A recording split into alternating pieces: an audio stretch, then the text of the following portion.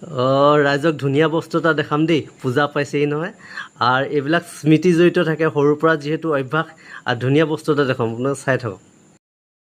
সৰুৰ পৰা যিহেতু পইচা ছেভ কৰা মোৰ বহুত চখ, আৰু পূজা বুলি এটকা দুটকাও এনেকৈ জমা কৰিছিলোঁ পূজাত কিবা এটা কিনিম বুলি। আৰু আগতে এনেকৈ পইচা জমা কৰি ঘৰখনলৈ জেলেপি অনা, মা দেউতালৈ কিবা অনা কথাবিলাক বহুত মনত পৰে। এতিয়া যিহেতু সৰুৰে নিচিনাকৈ লাগে মনবিলাক, পইচা জমা কৰি এনেদৰে আগতে পূজা চাইছিলোঁ। আজি আকৌ এনেকৈ পূজা চাম।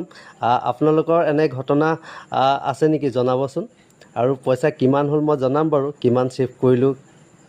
পইচা ছেভ কৰা উপায় ধেৰ, কিছুমান আইডিয়া আছে। পইচা জমা কৰিব পাৰিলে এটকা দুটকাকৈ হ'ল বহুত পইচা হয়, আৰু কিছুমান সৰু সৰু কাম পূৰণ কৰিব পাৰি।